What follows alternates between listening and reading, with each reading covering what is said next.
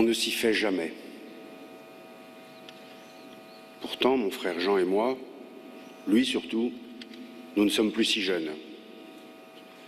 À nos âges, le plus souvent, on a déjà pris sa retraite, parfois depuis longtemps.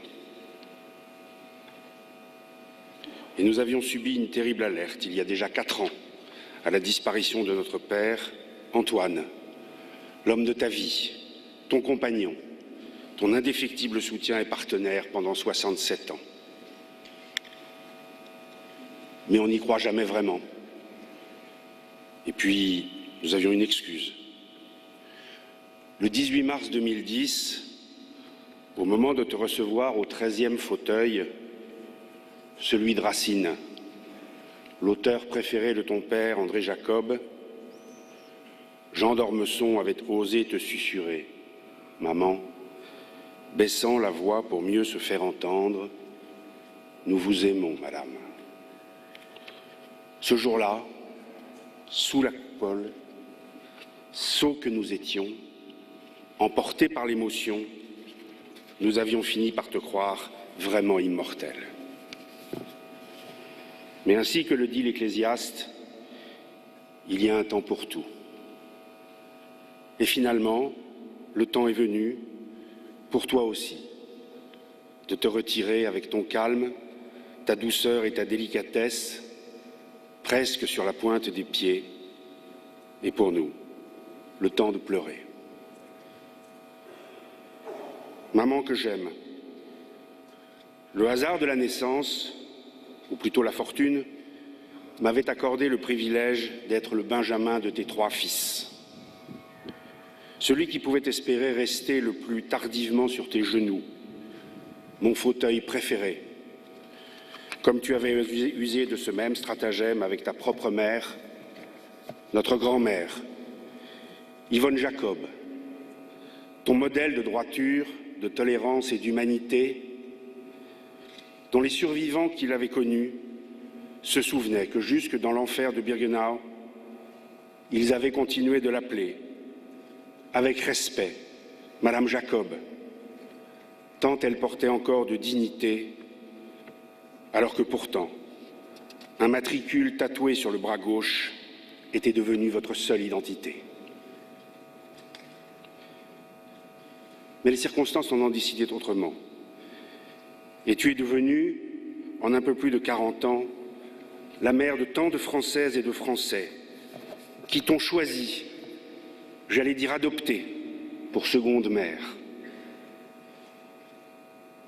Bien sûr, nous n'oublions pas, nous n'oublierons jamais le bruit et la fureur des insultes et des outrages proférés sans retenue durant ces difficiles semaines de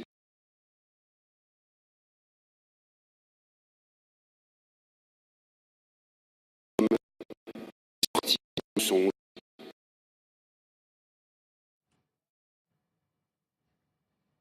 Il fallait impérativement faire cesser la violence faite chaque année à des centaines de milliers de femmes au nom d'un ordre moral débordé. Aujourd'hui, ce bruit et cette fureur ont été depuis longtemps magnifiquement balayés par la reconnaissance et l'affection respectueuse que te manifeste le pays tout entier. Alors, au fil des années, nous avons appris à te partager, avec des proches et des moins proches, et même des inconnus, des millions d'inconnus. Nous avons même appris à apprécier cette familiarité, certes respectueuse, mais qui irritait tout de même un peu notre père, en même temps qu'elle le remplissait de fierté et de bonheur.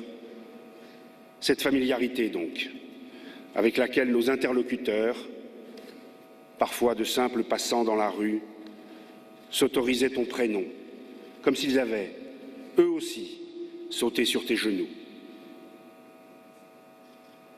Enfin, depuis vendredi, dans la peine et le chagrin, nous sommes devenus les témoins prévenus, mais tout de même ébahis, d'un pays en deuil, presque apaisé, sinon un instant réconcilié, comme pour honorer les valeurs d'humanité et d'universalité, à la source de tous tes combats, et d'abord de celui de la réconciliation, pour une Europe de paix, une Europe de liberté, une Europe de solidarité et de progrès partagés. Cet hommage national, pour lequel nous vous remercions, Monsieur le Président de la République, en présence de vos prédécesseurs, y compris du président Chirac, que nous savons présent par la pensée, cet hommage est ton ultime victoire sur les camps de la mort, et cette nuit de mars 1945, peut-être celle du 18 au 19 mars, à Bergen-Belsen, lorsqu'avant même ton retour de la corvée de travail, sous les yeux désemparés de Milou, ta sœur, les capots ont repris le corps épuisé et sans vie de votre mère, notre grand-mère, pour le jeter à la fosse commune des 6 millions de corps et de cendres qui recouvrent à jamais notre histoire. Les dizaines, les centaines, les milliers de témoignages de respect et d'affection reçus ces derniers jours sont autant de rayons de soleil, d'éclats de lumière, d'instants de bonheur, en définitive de raison. Pour nous, tes enfants et petits-enfants, de dire tout haut au pays tout entier, clair et fort, mais aussi avec toute notre émotion, notre affection et notre profonde reconnaissance, en ce moment solennel, ce dernier mot que tu as prononcé, faiblement, mais si distinctement, avant de t'endormir pour retrouver papa pour toujours, ce dernier mot, merci.